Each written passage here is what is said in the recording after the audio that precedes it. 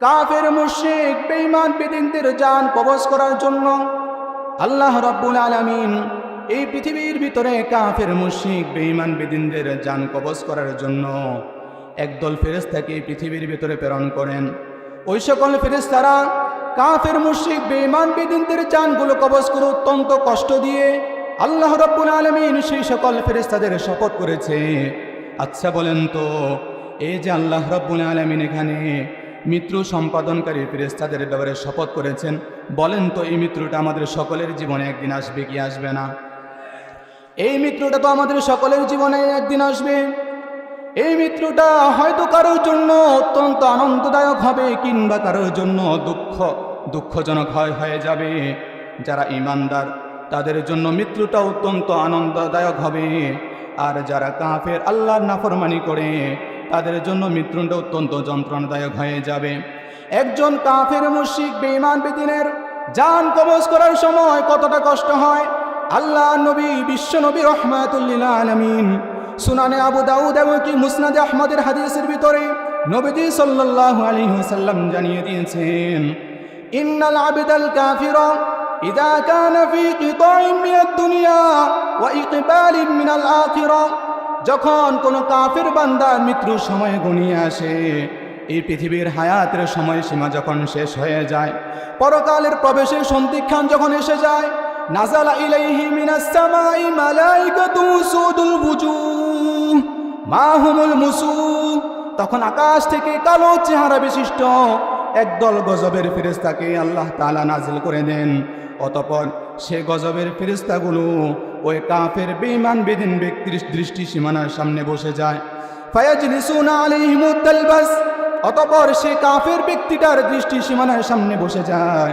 ফায়াজিউ মালাকুল মউত, অতঃপর আজরাইল মালাকুল মউত অবতরণ করে।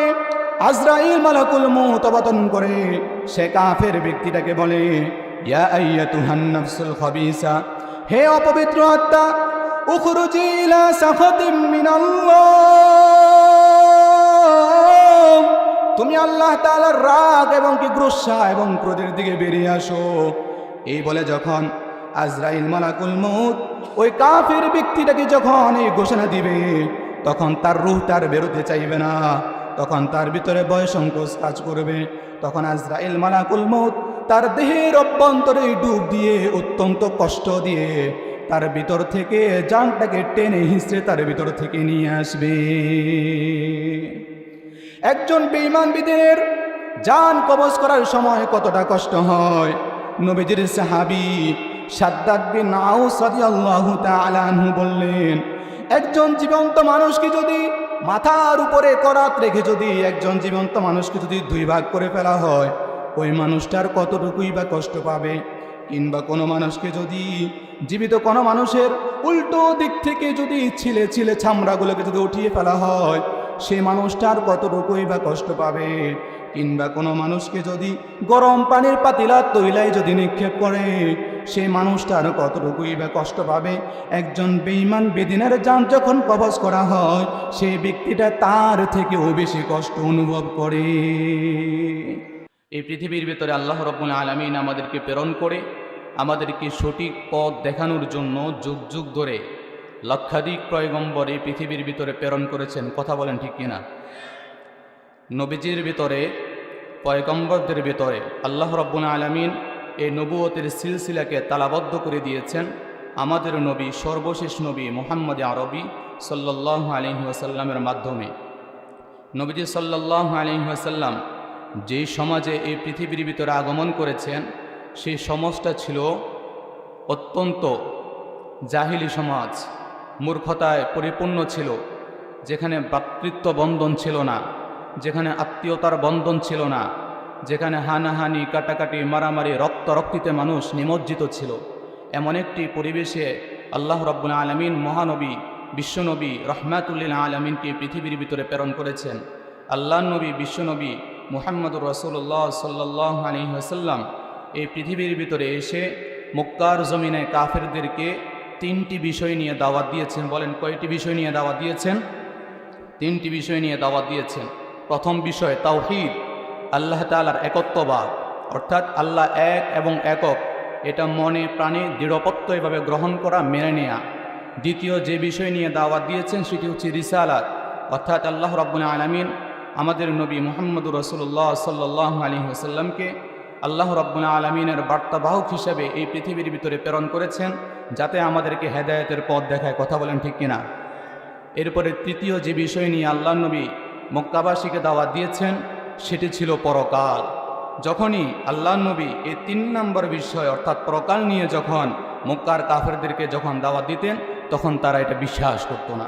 তারা বলতো, পরকাল এটা আমরা বিশ্বাস করি না, এটা কেমন কথা, মুহাম্মদ কি কথা বলে, মানুষ একটা সময় মরে যাবে, আসমান জমিন সব শেষ হয়ে যাবে, চূর্ণ বিচূর্ণ হয়ে যাবে, মেসাকার হয়ে যাবে, একটা সময় নাকি সাগরের ভিতরে আগুন ধরে যাবে, একটা সময় নাকি আসমান ভেঙে যাবে, একটা সময় নাকি জমিন ধূলিসাৎ হয়ে যাবে। মানুষ মরে যাওয়ার পরে আবার কি করে মানুষকে আল্লাহ জীবিত করবে, কি করে মানুষ আবার জীবিত হবে, এটা তাদের মাথায় ধরতো না। এ কারণে তারা এটাকে বিশ্বাস করতো না। এই জন্য আল্লাহ রাব্বুল আলামিন কোরআনে কারীমের ভিতরে অসংখ্য জায়গায় পরকাল সম্পর্কে আলোচনা করেছেন। এর ভিতরে আল্লাহ রাব্বুল আলামিন সূরা নাজিআতের ভিতরে পরকাল সম্পর্কিত বিষয় সবিস্তারে আলোচনা করেছেন। রব্বুল আলামিন আলোচনাটা এইভাবে শুরু করেছেন। রব্বুল আলামিন কোরআনে কারীমের ভিতরে বলেছেন, والنازعات غرقا والناشطات نشطا والسابحات سبحا فالسابقات سبقا فالمدبرات أمرا। আল্লাহ রাব্বুল আলামিন বললেন, ওয়ান্নাজিআতি গারকা,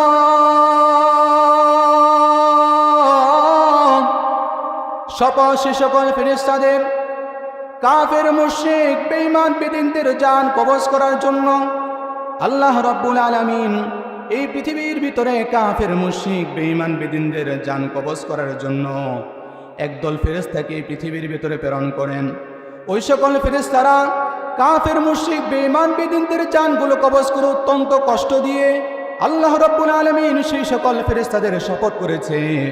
আচ্ছা বলেন তো, এই যে আল্লাহ রাব্বুল আলামিন এখানে মৃত্যু সম্পাদনকারী ফেরেশতাদের ব্যাপারে শপথ করেছেন, বলেন তো এই মৃত্যুটা আমাদের সকলের জীবনে একদিন আসবে কি আসবে না? এই মৃত্যুটা তো আমাদের সকলের জীবনে একদিন আসবে। এই মৃত্যুটা হয়তো কারোর জন্য অত্যন্ত আনন্দদায়ক হবে, কিংবা কারোর জন্য দুঃখজনক হয়ে যাবে। যারা ঈমানদার তাদের জন্য মৃত্যুটা অত্যন্ত আনন্দদায়ক হবে, আর যারা কাফের আল্লাহর নাফরমানি করে তাদের জন্য মৃত্যুটা অত্যন্ত যন্ত্রণাদায়ক হয়ে যাবে। একজন কাফের মুশরিক বেঈমান বেদিনের জান কবজ করার সময় কতটা কষ্ট হয়, আল্লাহ নবী বিশ্ব নবী রাহমাতুল লিল আলামিন সুনানে আবু দাউদ এবং কি মুসনাদে আহমদের হাদিসের ভিতরে নবীজি সাল্লাল্লাহু আলাইহি ওয়াসাল্লাম জানিয়ে দিয়েছেন, ইন্নাল আবদাল কাফিরা ইযা কানা ফি কিতাইন মিনাদ দুনিয়া ওয়া ইকবালিন মিনাল আখিরা, যখন কোনো কাফের বান্দার মৃত্যুর সময় ঘনিয়ে আসে, এই পৃথিবীর হায়াতের সময়সীমা যখন শেষ হয়ে যায়, পরকালের প্রবেশের সন্ধিক্ষণ যখন এসে যায়, নাযালা ইলাইহি মিনাস সামাই মালাইকাতুন সুদুল বুজুহ মাহুমুল মুসুহ, তখন আকাশ থেকে কালো চেহারা বিশিষ্ট একদল গজবের ফেরেশতাকে আল্লাহ তাআলা নাজিল করে দেন। অতঃপর সে গজবের ফেরেশতাগুলো ওই কাফের বেঈমান বেদিন ব্যক্তির দৃষ্টি সীমানার সামনে বসে যায়। ফায়াজলিসুনা আলাইহিমুত তালবাস, অতঃপর সে কাফের ব্যক্তিটার দৃষ্টি সীমানার সামনে বসে যায়। ফায়াজিউ মালাকুল মাউত, অতঃপর আজরাইল মালাকুল মউত অবতরণ করে। আজরাইল মালাকুল মউত অবতরণ করে সে কাফের ব্যক্তিটাকে বলে, ইয়া আইয়াতুহান নাফসুল খাবিসা, হে অপবিত্র আত্মা, উখরুজি ইলা সাখাতিম মিনাল্লাহ, তুমি আল্লাহ তাআলার রাগ এবং কি গুসা এবং ক্রোধের দিকে বেরিয়ে আসো। এই বলে যখন আজরাইল মালাকুল মউত ওই কাফের ব্যক্তিটাকে যখন এই ঘোষণা দিবে, তখন তার রূহ তার বেরোতে চাইবে না, তখন তার ভিতরে ভয় সংকোচ কাজ করবে। তখন আজরাইল মালাকুল মউত তার দেহের অভ্যন্তরে ডুব দিয়ে অত্যন্ত কষ্ট দিয়ে তার ভিতর থেকে জানটাকে টেনে হিঁচড়ে তার ভিতর থেকে নিয়ে আসবে। একজন বেঈমান বিদের জান কবজ করার সময় কতটা কষ্ট হয়। নবীজির সাহাবী শাদ্দাদ বিন আউস রাদিয়াল্লাহু তাআলা আনহু বললেন, একজন জীবন্ত মানুষকে যদি মাথার উপরে করাত রেখে যদি একজন জীবন্ত মানুষকে যদি দুই ভাগ করে ফেলা হয়, ওই মানুষটার কতটুকুই বা কষ্ট পাবে। কিংবা কোনো মানুষকে যদি জীবিত কোনো মানুষের উল্টো দিক থেকে যদি ছিলে ছিলে চামড়াগুলোকে যদি উঠিয়ে ফেলা হয়, সেই মানুষটার কতটুকুই বা কষ্ট পাবে। কিংবা কোনো মানুষকে যদি গরম পানির পাতিলা তৈলায় যদি নিক্ষেপ করে, সেই মানুষটার কতটুকুই বা কষ্ট পাবে। একজন বেঈমান বেদিনের জান যখন কবজ করা হয়, সেই ব্যক্তিটা তার থেকেও বেশি কষ্ট অনুভব করে। বলেন নাউজুবিল্লাহ। আল্লাহ তাআলা আমাদের সকলকে এমন মৃত্যু থেকে নিরাপত্তা দান করেন, বলেন আমিন। এরপরে আল্লাহ রাব্বুল আলামিন সূরা নাজিআতের দ্বিতীয় আয়াতে আল্লাহ রাব্বুল আলামিন বললেন, কোরআনে কারীমের ভিতরে আল্লাহ রাব্বুল আলামিন যেখানে দুঃসংবাদের কথা বলেন, আবার সেখানে মুমিনদেরকে আশ্বস্ত করার জন্য সুসংবাদের শব্দ বলে দেন। রব্বুল আলামিন বললেন, ওয়ান নাশিতাতি নাশতা, সে সকল ফেরেশতাদের যারা মুমিনদের ভিতর থেকে জানটাকে অত্যন্ত সহজভাবে বের করে নিয়ে যায়। মুমিনদের ভিতর থেকে জানটাকে অত্যন্ত সহজভাবে বের করে নিয়ে যায়। আল্লাহ রাব্বুল আলামিন সেই সকল ফেরেশতাদের ব্যাপারে শপথ করেছেন। এরপরে আল্লাহ রাব্বুল আলামিন সূরা নাজিআতের তৃতীয় এবং চতুর্থ এবং পঞ্চম আয়াতের ভিতরে, মোট 5টা আয়াতের ভিতরে আল্লাহ রাব্বুল আলামিন ফেরেশতাদের ব্যাপারে শপথ করে মূল আলোচনা শুরু করেছেন। আল্লাহ রাব্বুল আলামিন বললেন, ইয়াউমা তারজুফুর রাজিফা তাতবাউহার রাদিফা। আল্লাহ রাব্বুল আলামিন বললেন, সেই দিনকে স্মরণ করো যেই দিনকে প্রচণ্ড প্রকম্পনকারী ফেরেশতা সব কিছুকে কাঁপায়া দিবে। আল্লাহ রাব্বুল আলামিন এই পৃথিবীকে ধ্বংস করার জন্য একজন ফেরেশতাকে নিযুক্ত করেছেন। সেই ফেরেশতার নাম হলো ইসরাফিল আলাইহিস সালাতু ওয়াস সালাম। পৃথিবীর হায়াত যখন শেষ হয়ে যাবে, পৃথিবী ধ্বংসের সময় যখন চলে আসবে, আল্লাহ রাব্বুল আলামিন সেই ইসরাফিলকে যখন নির্দেশ দিয়ে দিবে, ইসরাফিল আলাইহিস সালাতু ওয়াস সালাম যখন সিংহে ফুৎকার দান করবে, ইসরাফিল আলাইহিস সালাতু ওয়াস সালামের সিংহে ফুৎকার দান করার মাধ্যমে পৃথিবীটা লণ্ডভণ্ড হয়ে যাবে, আসমান মিসাকার হয়ে যাবে, জমিনের ভিতরে জালজালা শুরু হয়ে যাবে। এই পৃথিবীর ভিতরে আর মানুষ থাকতে পারবে না। আল্লাহ রাব্বুল আলামিন এই যে মানুষদেরকে এখান থেকে আবার আল্লাহ তাআলা বিদায় করে আল্লাহ তাআলার সামনে একদিন দণ্ডায়মান করবে। আবার একটা সময় আমরা এই পৃথিবী থেকে চলে যাওয়ার পরে আমরা একটা সময় কবরের ভিতরে যাব। কথা বলেন ঠিক কিনা? যে কবরের ভিতরে আমরা যাব, আমার যুবক ভাই, আমার মুরব্বী বাবারা, একটু মনের কান দিয়ে কথাগুলো শোনার চেষ্টা করেন। ওই কবরটা আমাদের জন্য কেমন জায়গা? আজকে তো আমরা দুনিয়ার সৌন্দর্যতা, চাকচিক্য আর ভালোবাসার মোহের ভিতরে পড়ে আছি। আখিরাতের কথা আমরা একেবারে ভুলে গিয়েছি, পরকালের কথা আমরা একেবারে ভুলে গিয়েছি, জাহান্নামের শাস্তির কথা আমরা একেবারে ভুলে গিয়েছি। জাহান্নামের শাস্তির কথা ভুলে যাওয়ার কারণে, কবরের আযাবের কথা ভুলে যাওয়ার কারণে, জাহান্নামের কথা ভুলে যাওয়ার কারণে, পরকালের শাস্তির কথা ভুলে যাওয়ার কারণে, এই কারণেই তো আজকে আমরা আল্লাহর নাফরমানির ভিতরে লিপ্ত হয়ে আছি। এই কারণে তো আজকে আমরা সুদের ভিতরে পড়ে আছি। এই কারণে তো আজকে আমরা ঘুষের ভিতরে লিপ্ত হয়ে আছি। এই কারণে তো আজকে আমরা দুর্নীতির ভিতরে লিপ্ত হয়ে আছি। এই কারণে তো আমরা বারবার মানুষের সম্পদ লুণ্ঠন করি। এই কারণে তো আমরা বারবার মানুষদেরকে আঘাত করি, অন্যায়ভাবে আমরা মানুষকে প্রহার করি, অন্যায়ভাবে মিথ্যা মামলা দিয়ে মানুষকে আমরা বছরের পর বছর কারাগারের ভিতরে আমরা আটকায় রাখি। আজকে যদি আমরা পরকালের ভয় যদি আমাদের অন্তরের ভিতরে বদ্ধমূল হতো, জাহান্নামের ভয় যদি অন্তরের ভিতরে থাকতো, আর কবরের ভয় যদি আমাদের অন্তরের ভিতরে থাকতো, তাহলে আমরা সুদের মতো এমন জঘন্য গুনাহ করতে পারতাম না, জিনা করতে পারতাম না, অন্যায় কাজ করতে পারতাম না, গুনাহের কাজ করতে পারতাম না, মিথ্যা কথা বলতাম না, চগলখুরি করতাম না, গীবত করতাম না। এই কারণে এই পৃথিবীর ভিতরে থাকতে পরকালের ভয় নিজের অন্তরের ভিতরে অর্জন করা দরকার আছে না নাই? কি বলেন, দরকার আছে না নাই? এই যে আমরা এখান থেকে চলে যাওয়ার পরে যে কবরের ভিতরে আমাকে আপনাকে রাখবে, আমার মুরব্বী বাবারা একটু চিন্তা করেন আর কল্পনা করেন। আজকে তো আপনি নিজেকে অনেক কিছু দাবি করেন, কিন্তু যখন আপনি মরে যাবেন তখন আপনার ছেলেও আপনাকে আর পরিচয় দেবে না। তখন এখন তো আপনার নাম হলো জাহাঙ্গীর, তখন আপনাকে আর জাহাঙ্গীর বলেও আপনাকে কেউ ডাকবে না, তখন বলবে লাশ হয়ে গিয়েছে, তাড়াতাড়ি লাশটাকে ঘর থেকে বের করে নিয়ে যাও। যে ছেলের জন্য সারা জীবনটাকে আপনি পার করে দিয়েছেন, যে পরিবারের জন্য সারা জীবনটাকে আপনি পার করে দিয়েছেন, যখনই আপনি মৃত্যু হয়ে যাবে তখনই আপনার পরিবারগুলো, আপনার পরিবারের আত্মীয় স্বজন সকলে আপনার জন্য কিছু সময় যাবৎ কান্না করে, এরপরে সকলে মিটিংয়ে বসে যাবে। মিটিংয়ে বসে গিয়ে তারা আপনার জন্য জানাজার সময় নির্ধারণ করবে। এরপরে সকলে কয়েক ভাগে ভাগ হয়ে যাবে। কেউ চলে যাবে গোরস্থানে, গোরস্থানে গিয়ে সেখানে আপনার জন্য কবর খনন করার জন্য যাবে। কেউ আবার চলে যাবে মসজিদে, সেখানে আপনার জন্য জানাজার খাটি আনার জন্য যাবে। কেউ বা আবার চলে যাবে বাঁশের জারে বাঁশ কাটার জন্য। কেউ বা আবার চলে যাবে গোরস্থানে কবর খনন করার জন্য। কেউ বা আবার চলে যাবে দোকানে কাপড়ের কাপড় সংগ্রহ করার জন্য। এই তো আমার আপনার জীবনের সময় শেষ হয়ে গিয়েছে।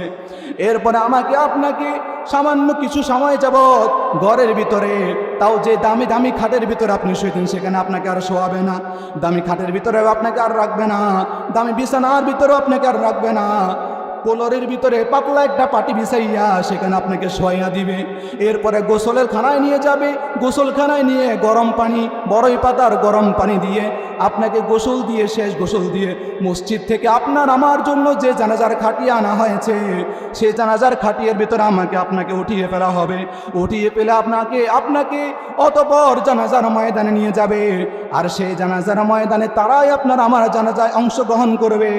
এতদিন পর্যন্ত যাদের সাথে আপনি চলেছেন, যাদের সাথে চলতে তুমি থাকতে দিবানিশি, জানাজায় শরীক হবে তোমার প্রতিবেশী, যাদের সাথে চলতে তুমি থাকতে দিবানিশি, জানাজায় শরীক হবে তোমার প্রতিবেশী, স্বজনেরা নিয়ে যাবে তোমাকে পালকিতে, স্বজনেরা নিয়ে যাবে তোমাকে পালকিতে,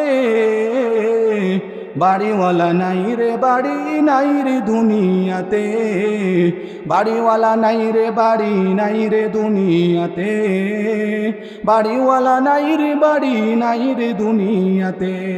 বাড়িওয়ালার এখন বাড়িতে নাই, বাড়িওয়ালা আছে এখন খাটিয়ায়। অতঃপর জানাজা দিয়ে আমাকে আপনাকে গোরস্থানে নিয়ে যাবে।